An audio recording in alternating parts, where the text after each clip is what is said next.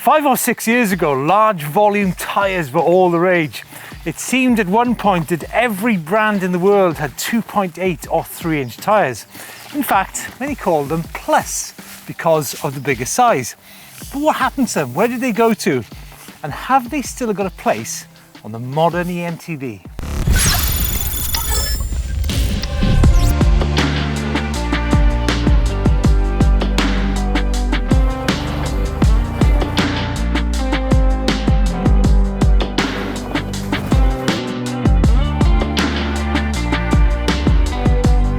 The first Specialized Levo back in 2015 was actually called a Turbo Levo 6 Fatty. And the reason for that is because it had lightweight, large volume, low profile tyres. Now, subsequent models came with far narrower, softer compound, more aggressive tyres. But that was a trend not just with Specialized, but with the wider mountain bike industry. Right, now folks, it'd be really cool if you got involved in the discussion about these plus size tyres. Please let us know your experiences and get involved in the chat, because I really want to know, if these tyres really are relevant to a lot of people. Now, for today's chat and shakedown, we're going to be using 2.8 to 3-inch tyres, because I think anything above that could be sort of deemed a fat tyre, and we certainly don't want to go there. So here's my bike today. It's a modern day, up-to-date 2022 Levo Alloy Comp. 29 up front, 27.5 on the rear. Up front we've got a Minion DHF in a 3-inch, and on the back we've got a High Roller 2 in 27.5, and that's also a 3-inch tyre. Before we get riding and make some observations and possibly some conclusions on plus size tyres, I want to rewind a little to the observations I made previously when I was riding them. And the first one is that I was quite blown away by the increased speed that I found on plus size tyres over narrower profile, possibly softer compound tyres, on worn out trail centres, surface trail centres. And I think the reason for that is that the large volume actually didn't get hooked up in some of the small stones and rocks down the track, whereas the soft compound narrow tyre did, and the more aggressive pattern tended to get involved more with the terrain. So there was that was definitely a big observation previously. The other one was that in muddy terrain, I was quite interested on how the low profile, less aggressive, hard compound plus tyre still offered more grip on muddy terrain and steep drops than an aggressive soft compound tyre. And I think part of the reason for that was that because when you've got the large volume and you're running them at the right pressure, and we'll come on to the right pressure again, is that you get a much larger contact patch, so it would definitely anchor you a little bit more. And the final thing is more of a negative thing, and that is that when you're hitting corners aggressively, because the plus size tyre, because they were made with thinner sidewalls, because obviously if they were made with heavy sidewalls, the weight on the tyre would become a little bit burdensome, then the plus tyre did tend to fold a little bit in the corner, so that's quite negative. So I'm really keen to see how the tyres today will perform on a slightly heavier e-mountain bike. Right, I've done a shakedown test on the bike. I've spent 2 days trying different tyre pressures. I'm not going to tell you what the tyre pressures are, because that is relative to the rider weight, but I will tell you it's around about 20 psi. If you go down to 12 psi, for me at 95 kilos, tend to buckle, whereas if you go too hard, then you're going to compromise the grip on the bike. So the type of terrain that we're going to be riding today is a mix. We've got surface forest trails, we've got natural terrain, such as the one I got here, lots of rocks, lots of roots, lots of cambers, and lots of mud, plus of course some climbs. Really important for the plus size tyre. I just want to give a few examples of trail surfaces. Now this is a brand new trail centre surface. It's pretty smooth, so pretty much every tyre will move down this trail pretty quickly. However, when the water and wear gets into this trail and all the fine material gets washed out, it actually leaves quite a rough surface. So this is where the plus size tyres really do have an advantage.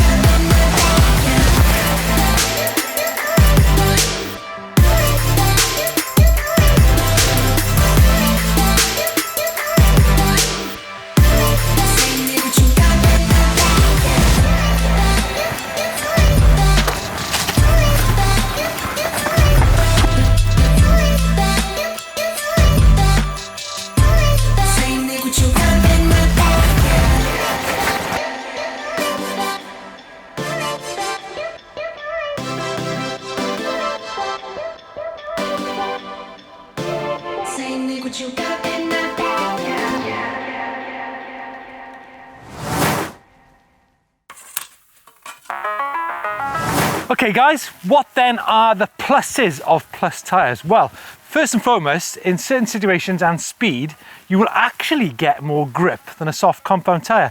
I know it sounds mad. In rocks, you'll definitely be faster. On routes, not wet ones of course, you'll definitely feel more control and comfort. On cambers, you will probably feel invincible. And also, you'll actually get less feedback from the trail and a more comfortable ride. Now here's a plus for sure. Technical rocky climbs. So you've got lower pressure, larger contact patch equals dreamy ride.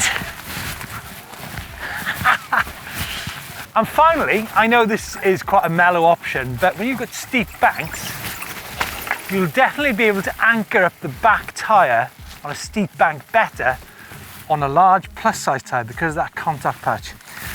And all those things make me think, well, actually, where on earth did plus tyres go to? And it's actually been the subject of a video which I did last year, so check that out again. Lots of comments from you guys on that video. But now then, it's time to have a look at maybe some of the negatives of the plus size tyre. Now, whilst plus size tyres will definitely have a part in many people's lives, they won't be for everybody, that's for sure. Before I go on to that, I just want to point out that because you've got grip and you've also got hard compound, you're also going to get good range out of the plus size tyres. But moving on to the negatives. Now the first thing is that because a lot, and not all of these tyres, have got a slightly harder compound, your first sensation when you ride them is like, ooh, they do feel a little bit harder than a soft compound tyre, obviously, right? But remember, you have also got the cushioning as well. Second thing, and this is something I mentioned earlier, is that you really need to be careful with the tyre pressures. Now, a lot of the industry said when plus tyres came out that they need to be run at like 12 to 15 PSI, which is absolute nonsense. Maybe it's correct for super light riders, but as I mentioned earlier, what will happen is that when you hit a corner really hard, particularly some tight berms, the bike will tend to sort of squirm and buckle a little bit because of the sidewall. Having said that, with the right pressures, it does get you to ride corners much more aggressively to get that bike to lean over a bit more. Now the third negative is the fact that the higher profile of the tyre is going to raise your bottom bracket height significantly. Why does that matter? Well, a lower bottom bracket in general does tend to allow a bike to corner that little bit better. But it's all relative because you think about it, if your bike has got a bottom bracket height which is too low, then it's going to raise the bottom bracket and put it in the right place. And it actually gives you the opportunity to go from 29 to 27.5 without compromising the geometry of your bike. So I guess it's kind of a plus rather than a negative. And finally, on super dry days like we have here in the Forest of Dean, mid-January, fast technical terrain, yeah, possibly not the best because the thin sidewalls will lead to punctures. It's great to have a soft compound tyre when you're going faster. And yes, there's one more thing I want to talk about. And that final thing is mud clearance. Now on this Levo, we've got a 3-inch tyre on there. It just about fits in there pretty well actually. There's good side to side clearance, but you can imagine if it's really muddy, then you're going to get quite a tight area there and increased build-up. So it all depends on your bike whether you can fit that tyre.